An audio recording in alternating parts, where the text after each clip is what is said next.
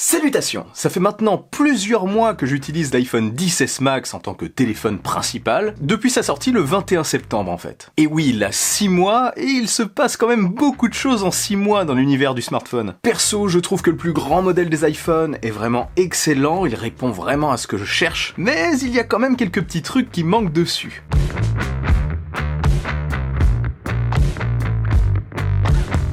Oui, en 2019, il me manque des petits trucs. Et pour certains points, pas tous bien sûr, c'est encore plus flagrant depuis que je teste pas mal de smartphones. Et tous ces points ou presque sont modifiables sans que l'iPhone perde son identité. Je vais donc vous partager les premières et principales choses qui me viennent en tête. En mode vidéo à la cool du dimanche. Première chose qui me manque sur cet iPhone, c'est un mode d'affichage paysage intégral. Son écran de 6,5 pouces quand même est assez volumineux, mais n'est pas assez exploité à mon goût. J'aime bien l'utiliser comme ça horizontalement sur les applications compatibles, mais quand je dois retourner à l'accueil, eh bien je dois retourner le smartphone. En gros, je suis en mode portrait, je lance l'app, je switch en navigation paysage, puis lorsque je quitte une application, hop, je suis obligé de revenir en portrait. Ce mode existe déjà d'ailleurs sur les iPhone Plus, sur l'iPhone 8 Plus par exemple. Et c'est pas dispo sur l'iPhone XS Max. Pourquoi? Je trouve ça dommage. On pourrait vraiment lui ajouter des options supplémentaires. Plus optimiser les apps dans cette position par exemple. Ça aurait pour effet de rendre l'iPhone plus productif encore. Utiliser pleinement cette grande surface d'écran. J'espère franchement qu'on verra vite ça arriver, et même sur les autres modèles. Le 10R a d'ailleurs le mode d'affichage en paysage de l'iPhone XS Max.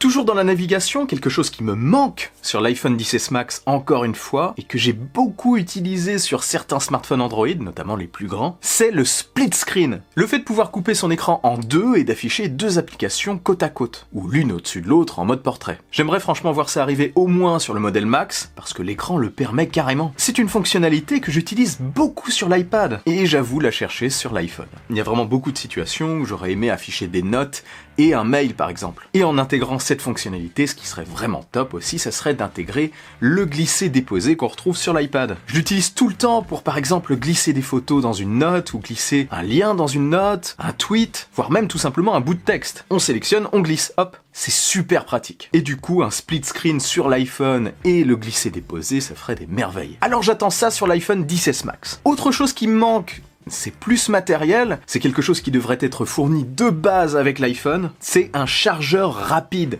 directement fourni dans la boîte, avec en plus un câble USB-C vers Lightning. Même si je suis totalement adepte de la charge sans fil, que j'utilise tout le temps, une fois qu'on a goûté à une charge très rapide sur un autre smartphone, ça manque forcément. Vous êtes pressé, vous voulez charger rapidement votre smartphone, bam, c'est difficile après de s'en passer. Donc une charge très rapide sur l'iPhone serait top. Fournir le chargeur par exemple 18 watts qui est vendu avec l'iPad Pro, et le câble Lightning vers USB-C qui va avec. Du moins en attendant la charge sans fil rapide, et du coup la disparition totale des ports sur l'iPhone. Je rajouterais juste qu'en plus aujourd'hui, les iPad Pro et les MacBooks sont tous vendus avec simplement des ports USB-C. C'est donc totalement incohérent de proposer dans la boîte de l'iPhone un câble USB classique vers Lightning. Donc voilà, j'attends ça pour la prochaine version, et selon les récentes rumeurs, apparemment ce serait enfin le cas. Enfin en tout cas sur le haut de gamme seulement apparemment, on verra. Si c'est le cas, ce ne serait pas trop tôt. Autre chose qui me manque depuis que j'ai testé le Samsung Galaxy S10, le S10 Plus, et depuis que j'utilise récemment le P30 Pro,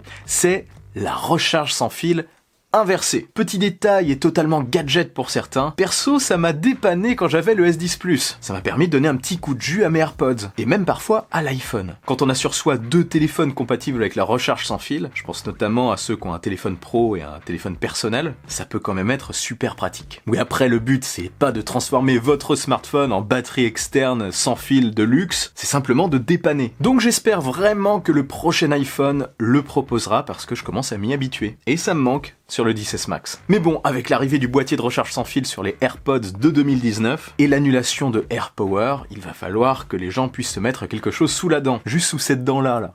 Il y a donc pour moi de fortes probabilités pour que ce soit le cas cette année en septembre. Et les récentes rumeurs d'iPhone 11 plus épais tendent à faire penser en plus à une augmentation de la capacité de la batterie, pour que ça ne fasse pas trop mal de recharger de temps en temps des accessoires dessus. Autre chose qui me manque depuis que j'y ai goûté, c'est un mode destiné exclusivement aux photos de nuit, avec les pauses longues notamment, et ce sans avoir besoin de télécharger une application. Je voudrais que cette option soit directement accessible dans l'app photo de l'iPhone. C'est quelque chose que j'ai vraiment apprécier, notamment sur le Honor View 20. Ou alors, on pourrait tout simplement avoir une IA photo plus poussée. Parce que parfois avec l'iPhone, on arrive à faire des choses cool, parfois, c'est pas fou. Quand on voit ce que permet de faire un Google Pixel 3 ou un Huawei P30 Pro, on se rend compte que ça manque terriblement à l'iPhone. Bon, ça vient aussi peut-être un peu du hardware, ça viendrait des capteurs de l'iPhone XS Max, mais le Pixel 3 n'est pas sorti bien longtemps après ce modèle. Après, je dis pas, hein, l'iPhone XS Max fait de très belles photos, et ça suffira à la majorité des personnes. Je dis juste que ça ne couvre pas un large panel. En gros,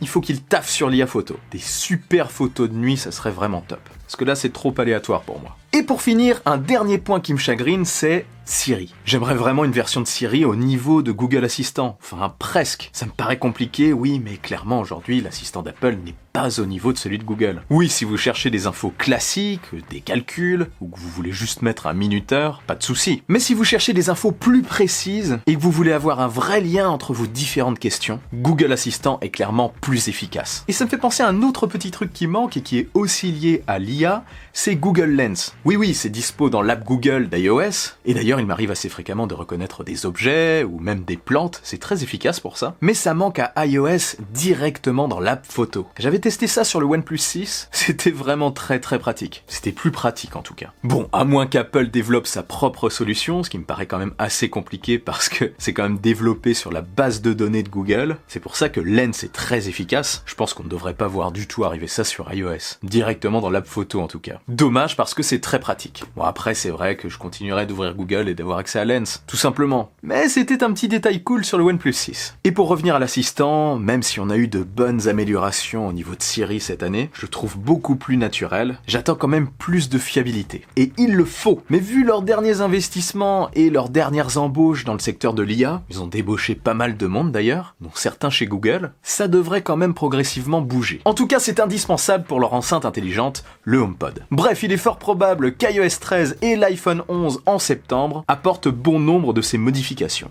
En tout cas, je l'espère. Il se dit d'ailleurs que les modèles plus haut de gamme auront 3 capteurs photo à l'arrière, donc peut-être, je l'espère, plus de travail sur les photos de nuit. J'espère donc que la recharge sans fil inversé sera de la partie. C'est un détail, mais ça me dépanne. Je prie pour un chargeur 18 watts avec un câble USB-C vers Lightning directement fourni avec l'iPhone. Ce ne serait pas un luxe, franchement. Et du côté de l'OS, eh bien, j'espère avoir une interface totalement dédiée au mode paysage. Et aussi, bien sûr, un split screen avec le glisser-déposer. Et petit détail pour finir, ce n'est pas quelque chose qui me manque spécialement, mais apparemment, selon les dernières rumeurs, il y aurait un mode nuit intégral. Tout l'OS aurait été retravaillé pour afficher des couleurs beaucoup plus sombres. En gros, tout l'iPhone aura un affichage noir. Hâte de voir ça, j'aime beaucoup ce mode sur Twitter notamment. Si ça ressemble un petit peu à ça, il y a de fortes chances pour que je ne puisse plus m'en passer. Et en plus, sur un écran OLED, si ça se trouve, ça pourrait faire économiser de la batterie. Enfin, je dis ça, peut-être. Quoi qu'il en soit, dites-moi en commentaire ce qu'il vous manque sur votre iPhone ou même sur un autre smartphone. Et ce que vous aimeriez bien voir arriver sur les smartphones d'Apple. Et si cette vidéo vous a plu et que vous voulez m'aider,